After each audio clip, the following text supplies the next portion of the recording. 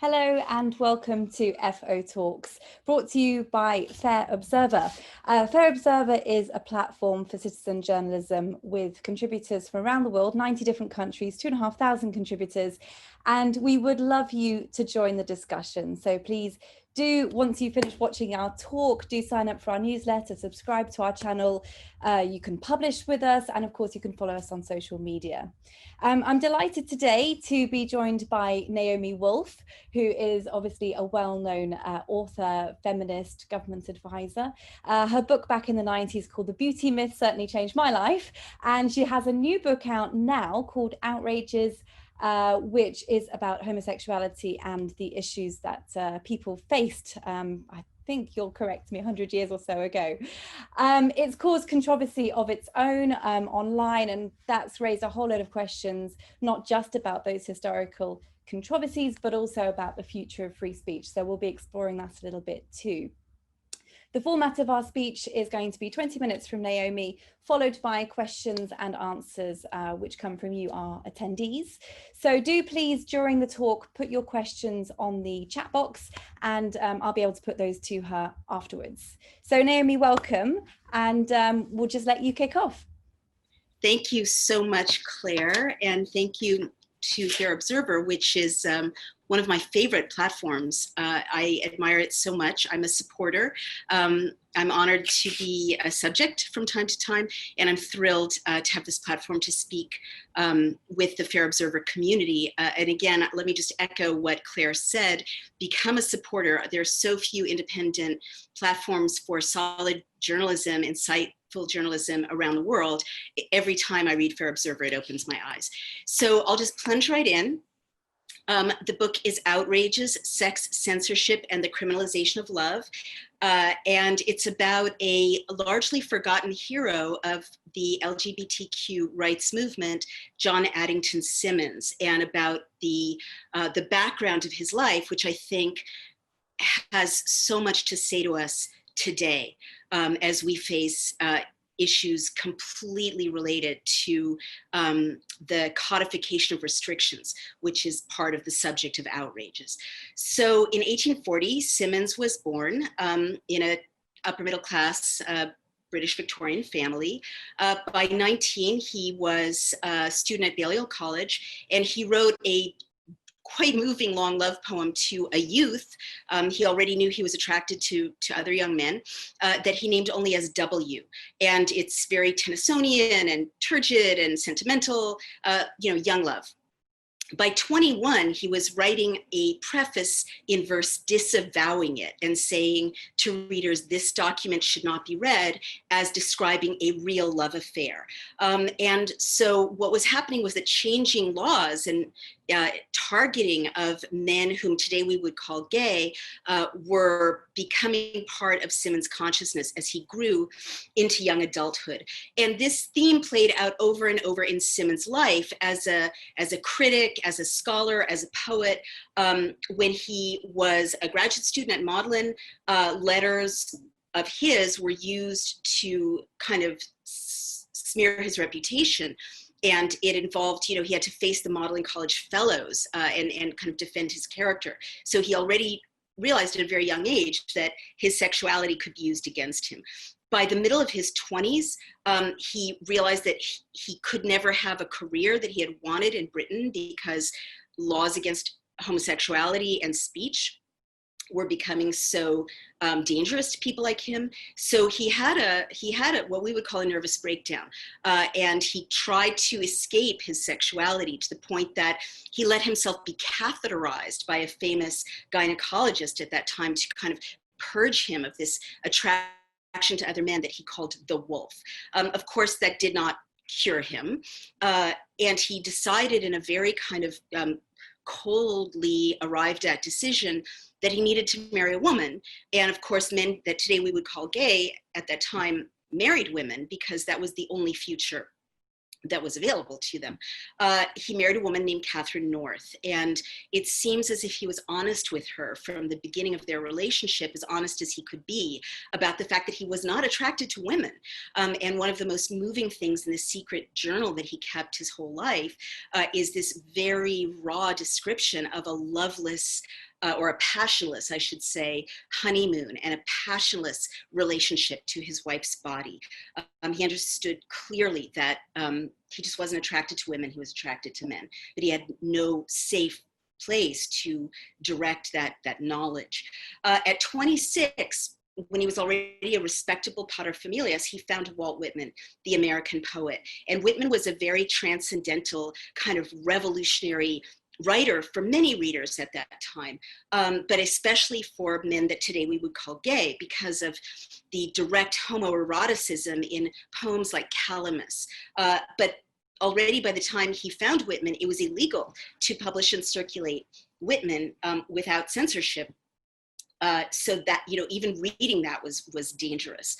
But this began a decades-long communication between Simmons and Whitman by letter across the Atlantic. They never met in person, but Whitman became kind of a lodestar for Simmons about telling the truth about love between men. And he kept prodding Whitman his whole life to be more kind of out and direct with his subject matter when it came to love between men.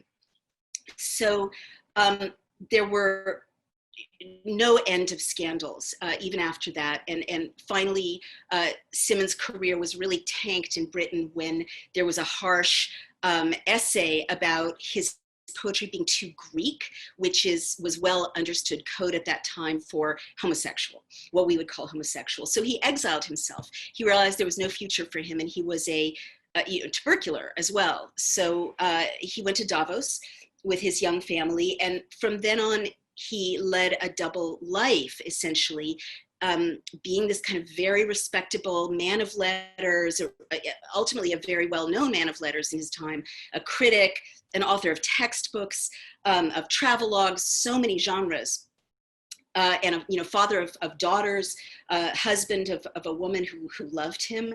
And at the same time, he would go to Venice periodically to live another life with a group of younger men that we would call gay, who were more what we would call out than he was. And so he would be back and forth, and that's how he survived emotionally. And always he tried to tell the truth about love between men at a time that it was becoming, as I keep noting, dangerous in many new ways. So let me move now to the background, which is also important in the book Outrages. I write often about backlashes because, as a former political consultant, I'm aware that there's a lot of value in not letting citizens have freedom. Basically, a lot of people don't really like it when human beings in a democracy can live freely, speak freely, mobilize freely. So I've always been interested in that. And, the beauty myth is about a backlash, for instance, against feminism.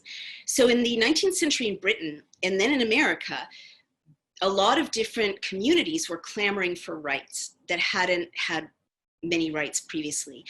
Working class men in Britain, of course, were demanding greater suffrage rights. Middle class and working class women were organizing the first feminist groups, which is a history that is really erased.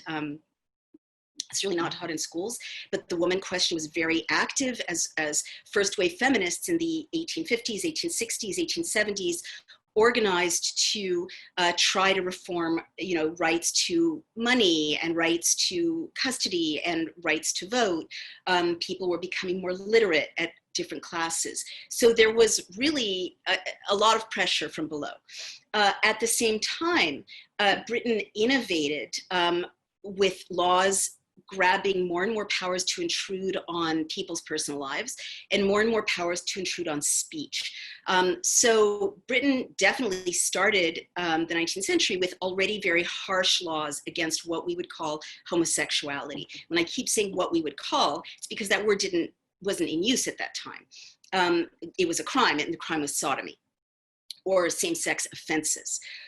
So this was much misreported in the criticism of the first edition that came out last spring. But in fact, 56 men were executed for sodomy in the 19th century between 1800 and 1835.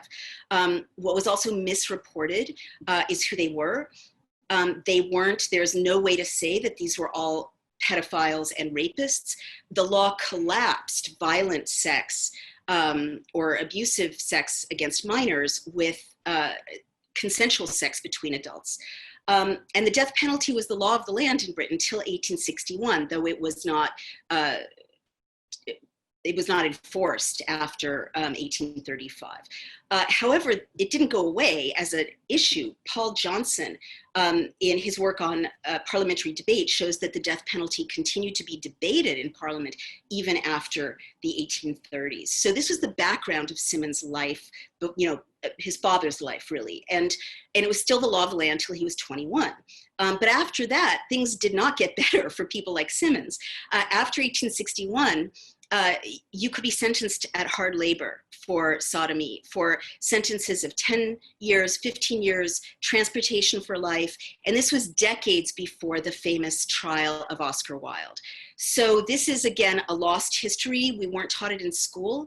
And it's really important because it means that men like Simmons understood that it was extremely dangerous if they wrote about same-sex love and attraction. So added to these proliferating laws in which the state grabbed power to decide who slept with whom, right? Which was a new thing for the secular state to do. Like, there had always been ecclesiastical law about what you do with your body, but this was the modern secular state proliferating legislation about how bodies should behave in the most private of circumstances. And again, Britain always had a tradition of privacy and a tradition of free speech. So similarly, in 1857, Britain innovated censorship law, secular censorship law, with the Obscene Publications Act. And subsequent to that, this is really novel. Again, there had been ecclesiastical law against speech, like blasphemy, heresy, but this is the modern state saying some things are obscene, it's a crime to say them. So print runs were canceled after that. Booksellers up and down the British Isles got sentences of 2 to 4 months at hard labor for selling obscene publications. Annie Besant, who is a famous activist, was part of a famous trial in which she was accused of obscene publication for trying to distribute a pamphlet for women about how to control their reproductive lives, about contraception. And as a result, she lost custody of her 8-year-old daughter, Mabel. And people all saw this, right? It was a demonstration of the dangers of free speech. So, I argue that this put a chill on Victorian letters as a whole.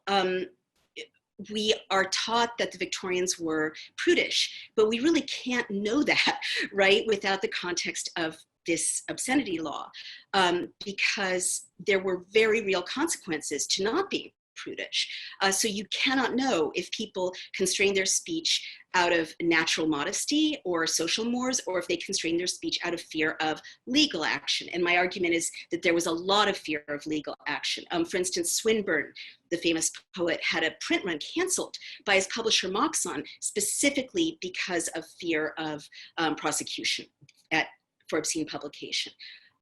So if you put these laws you look at them side by side, you can imagine how terrifying things were becoming for Simmons, because a love poem of one man to another could turn into evidence in a trial for same-sex offenses.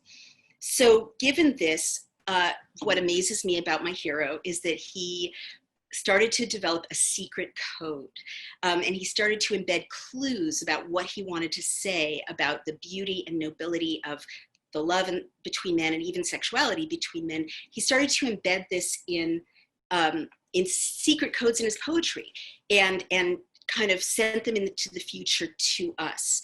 And he kept writing his secret memoir.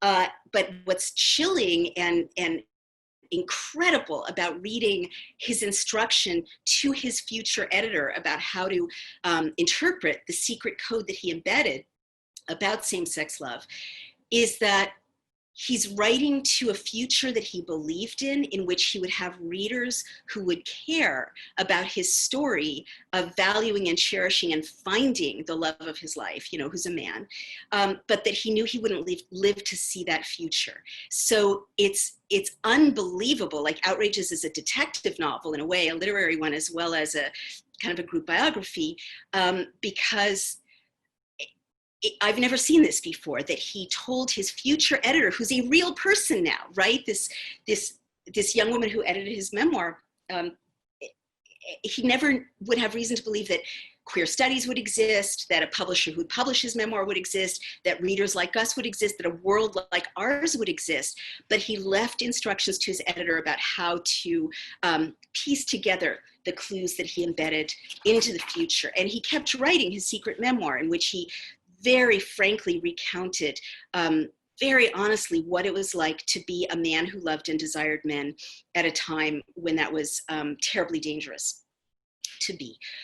So by the end of his life, I'm going to fast forward, he was writing straight up advocacy, and you see his prose just get clearer and more radiant almost as he began to kind of shun all this obfuscation and hiding.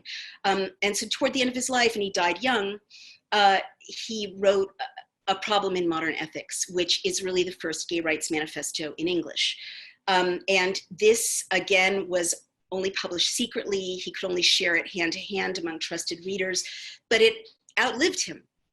And it went into the future. It was reprinted again secretly in private reading groups after his death. People shared it, people talked about it.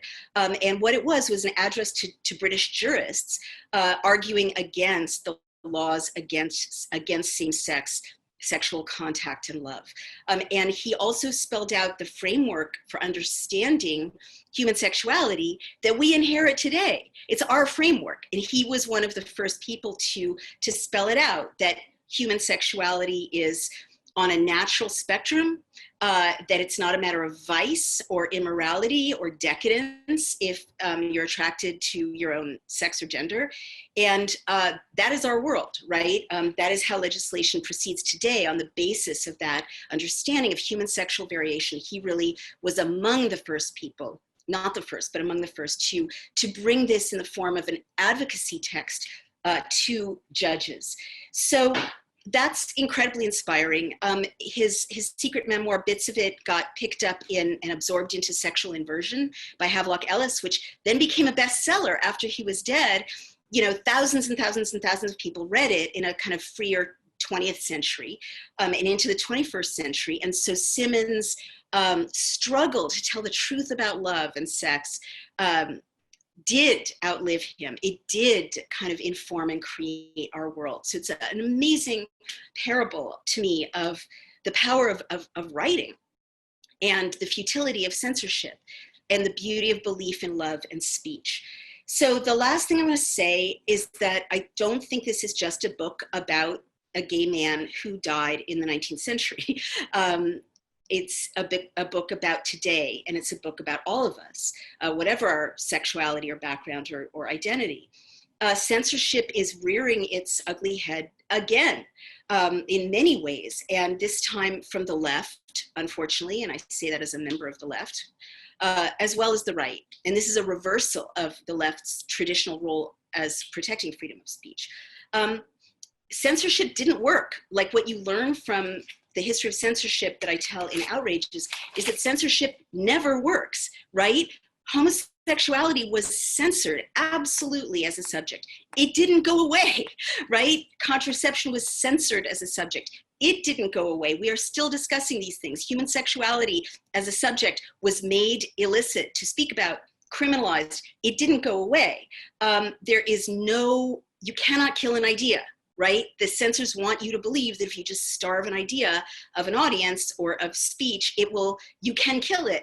The history of censorship shows this is absolutely not true. What you kill is democracy, right? And by the same token, laws against same-sex offenses. Today, again, homophobia and transphobia are being weaponized, in my view.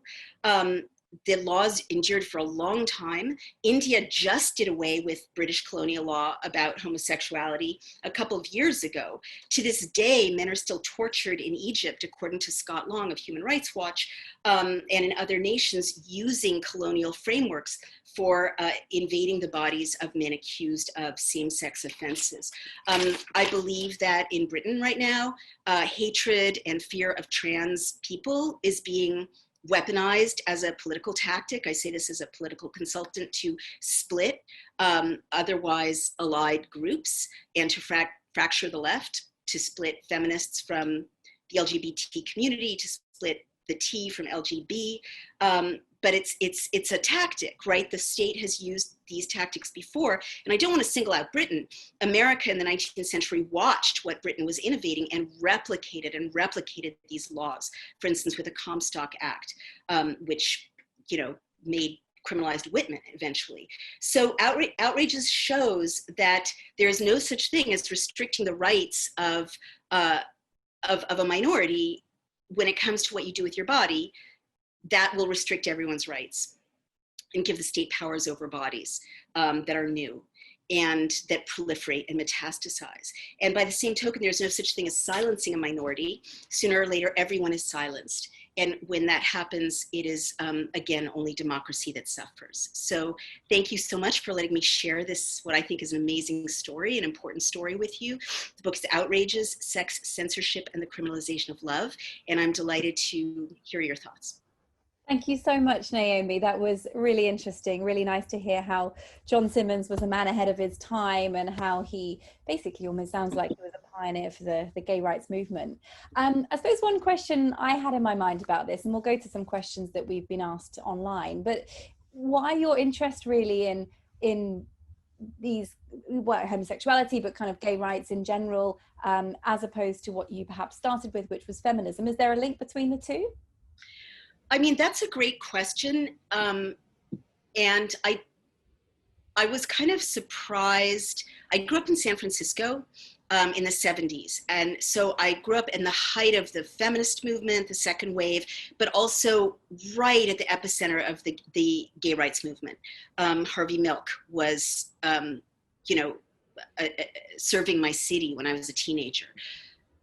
So I really saw firsthand that human revolutionary movements are linked, right? And also immigrants were gaining power in San Francisco at that time through the democratic process. And I saw how alliances were being created between all of these groups in a way that empowered everyone and created really positive change in the city.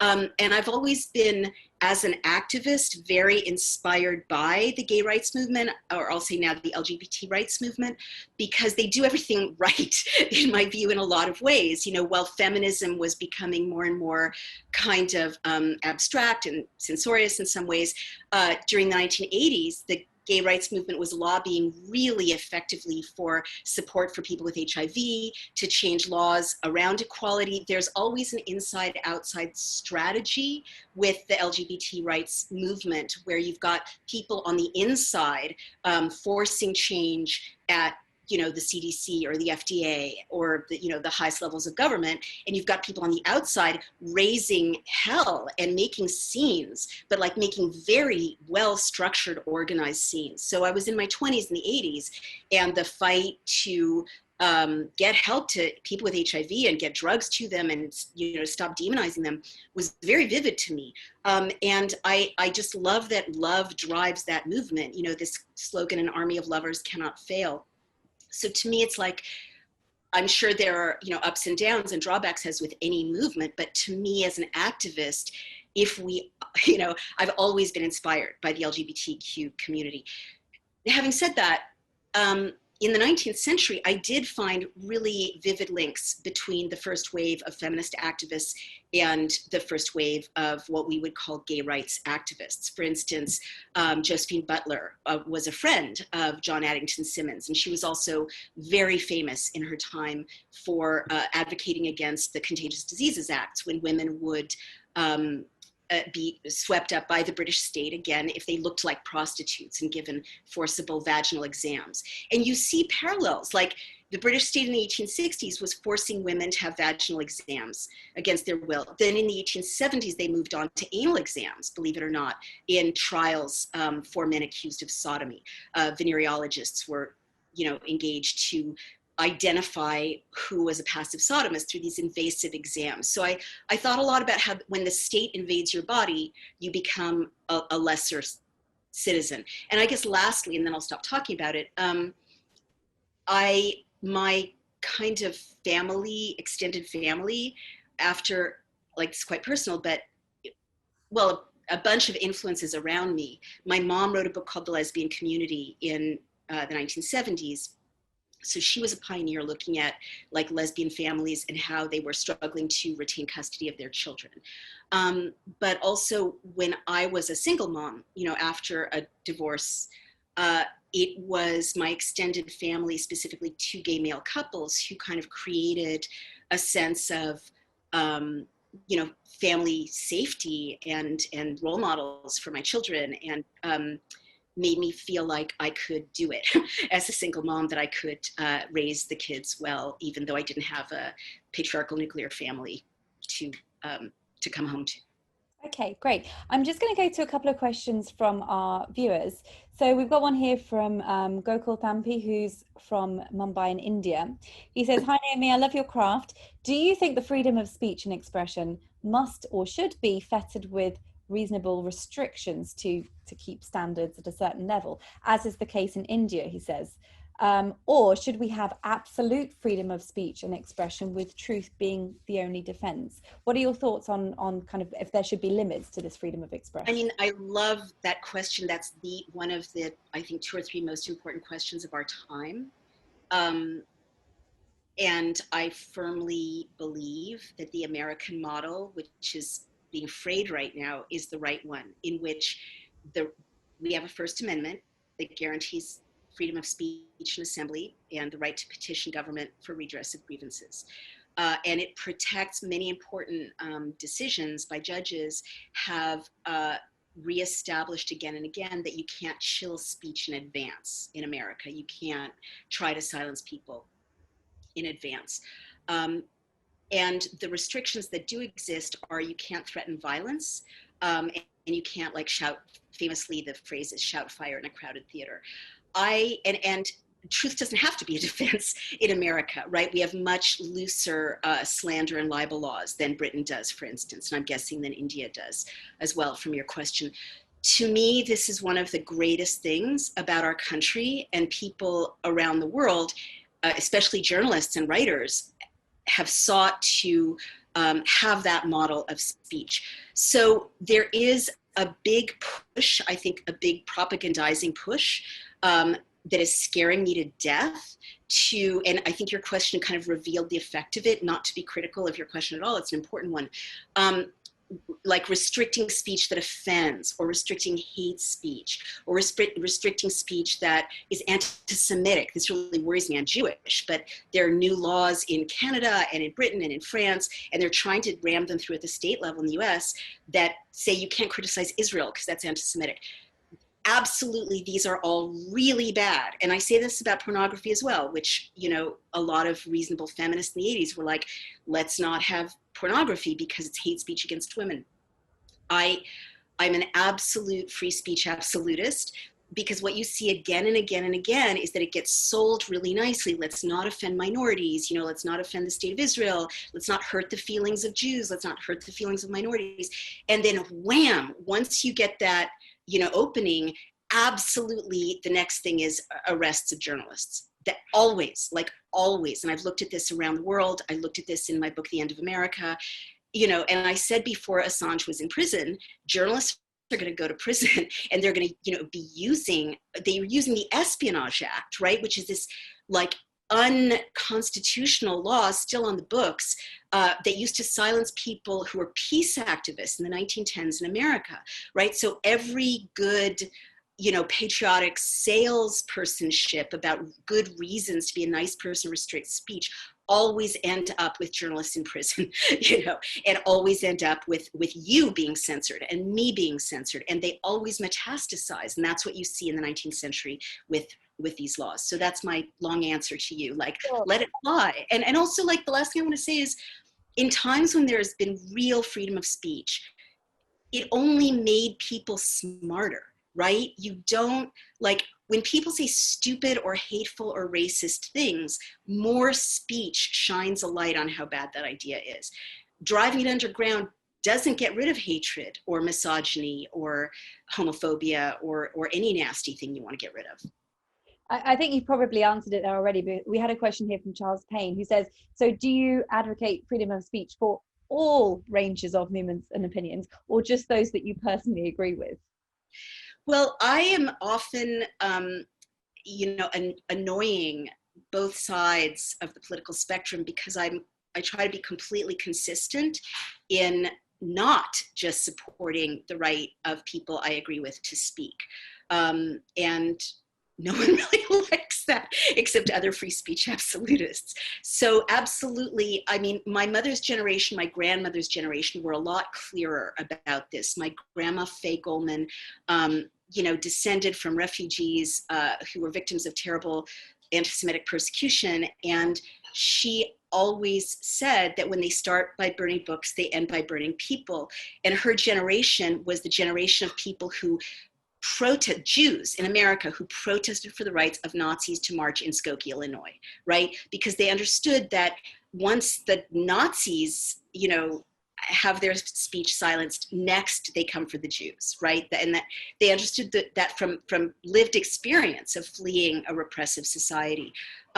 So categorically, I'm always every day on social media saying, I don't agree with this, but it's a very bad precedent if you censor this person, because next they'll censor you. Okay, that perhaps takes us on to the question I think many people might have in their minds, which is clearly the reception that your book had last year and the vitriol, the sheer sort of anger and outrage that generated online, predominantly from the left, as you mentioned. How do you feel about that sort of reaction, and how did you deal with it? Maybe you can just start by explaining what the actual issue was, because we haven't really delved into it. And then again, how people responded online to you and just that level of vitriol and how you dealt with it. Sure. So just a note, the attacks on the book last year didn't mostly come from the left. Calls for censorship in general come from the left, in my view, these days, as well as from the right. But most of the attacks, there was a University of Indiana tool to identify bot activity, and most of the attacks online did come from right-wing networks and far right, actually white supremacist networks, Trump supporters, military networks, and religious evangelical networks. So there was a lot of that. But I did make two mistakes in the interpretation of cases in the first edition of Outrages. And that edition in the US was canceled. The new edition, which has been revised and expanded, and I've shown a light on the work of a number of LGBTQ scholars of legal history in this period. That's coming out by another publisher, Chelsea Green. So I think fair enough, if I make a mistake, I always want to correct it right away. What isn't okay is that a lot of the attacks last year, as I mentioned when I was speaking, got a few things very seriously wrong in a way that, in my view, erased LGBTQ history, which is everyone's history. One thing that many news outlets kept saying is Wolf was wrong in saying that dozens of men were executed. That's not true. Dozens of men were executed. And by repeating it, people believe that the British state was more benign than it really was. I think that 56 men executed for sodomy between 1800 and 1835 is a very big deal, as well as thousands of committals that Dr. H.G. Cox found for same-sex offenses in the 19th century. Like, I've been a literature student my whole life, and until I read these LGBTQ history scholars and saw the parliamentary papers that Cox cites, I didn't know that there was so much persecution of homosexual men before Oscar Wilde, right? We're taught that it all came to a head with Oscar Wilde, and that's just not true. And I think with times like this, with Brexit and with coronavirus and all of the crises that we're facing, knowing that our countries, Britain and America, and other countries around the world can make really bad mistakes, right, is really important, especially with the struggle over history. How do we remember history? Who decides history? So that was wrong, and part of why I'm glad to have these conversations is I'm glad to have the chance to say, actually, dozens of men sadly were executed for sodomy in Britain in the 19th century, not in the Victorian period. And they weren't, pederasts and rapists to a man. You can't say that. That's a homophobic thing to say. And to be able to correct the record to some extent. I'm also really glad that Chelsea Green is publishing this expanded revised edition, which is already on bestseller category lists, because they brought out The End of America and made that a 10-month bestseller when I was told, you can't write that, your career will be over. They're a feisty independent publisher, and I'm really thrilled that readers are having access to this book in North America for the first time. It's a really important story. Okay, great. We've got a question here from Ahmed Nouri, who's from Morocco. And he says that some critics have jumped on the fact that he's not a historian, he said, and they said that this is more a book about with a campaign as opposed to a historical analysis of the time. What are your thoughts on that? I mean, I think everyone should read the book and decide. You know, I've written 8 books. They've all been bestsellers around the world. I'm a popular writer. I try to explain complicated things to everybody. That is my job. So I'm not a historian. You know, that's why I was so happy with this new edition to have this distinguished panel of scholars who are legal historians to read it. But I don't think that only historians need access to history. I think that's the job of a good nonfiction writer, to explain what happened in the background of this one man's life and in the background of the lives of his friends. And, you know, I've explained history in The Beauty Myth. You know, I explained history in The End of America. That's my job as a nonfiction writer. And, you know, as always, I'm delighted to bring difficult work to a broad general audience, because I believe in educating. You know, I believe that not just the elite behind ivy walls should have access to important ideas. And I just want to say one more thing about that, because I feel passionately about it. Right now, there's a real crisis, and I've actually written a 200-page essay about this, because the most important history, like the histories of what really happened to gay men in this period, are often behind paywalls now. Like they're often in JSTOR, or you need an academic library account to get access to the scholarship. Increasingly, they're being digitized, right? And whereas misinformation, as in all the blogs that erased the deaths of all these men in the 19th century, those are free. Right? So we're really creating a 2-caste system of knowledge in which history is very vulnerable, and people can be propagandized very, very easily. And this is especially true as more and more libraries, well, you can't go to them because of coronavirus, but increasingly they're being digitized, and often third parties are buying up records, historical records, and for-profit companies, and monetizing them or putting them behind paywalls. So I am very worried about people's increasingly being starved of free or cheap access to good history or solid facts or just solid science and information. Michael Mann, a climate scientist who was, you know, attacked in very similar ways, he discovered the hockey puck of climate change. He talks about how dangerous it is when only scientists are allowed to talk to each other, and bad science then, or distortions of science, or narratives that erase climate change, for instance, are proliferating through think tanks that are paid, or through paid you know, blogs that appear out of nowhere, or through trolls on social media, or on troll farms. So good access to knowledge and the dangers of people not having free or cheap access to good knowledge is at the forefront of my concern. Okay. Thank you so much. I think we'll just do one last question, then we'll probably just wrap it up, and let's take it back to the actual book and talk about Simmons himself. And we've had one question here from Thomas Lucero, who asks, what do you think Simmons teaches us about the act of writing itself? Oh, that question almost makes me want to cry. I mean, his life definitely proves that you can never know whom you will affect or what will happen when you tell the truth. You may not see it in your lifetime. You know, it could be like planting a seed that you don't live to see grow into an incredible tree that becomes a forest that covers the world, which is what his ideas eventually did. But it means you should never silence yourself, even if you are writing or speaking at great risk. if you can bear it. I know there are many countries where people are listening around the world where people literally go to prison today for telling their truths. But if you can possibly tell the truth, and this is why free speech laws are so important, you might be changing lives that you'll never live to see and creating a world that will bless you in the future. Okay. Naomi, there's such great words to finish up on. So thank you so much. And thank you also to our attendees and for your questions and your engagement. Before we sign off, let me just say that you can obviously continue the conversation here at Fair Observer. You can sign up to our newsletter, subscribe to our YouTube channel where you'll be able to see this and other talks online. And you're also able to publish with us if you'd like to, or follow us on social media. Remember, we publish voices from around the world and we would sincerely love to hear yours. So please do join the conversation and become a Fair Observer. Thank you for today. Thank you. Thank you so much, Claire. Thank you, everyone.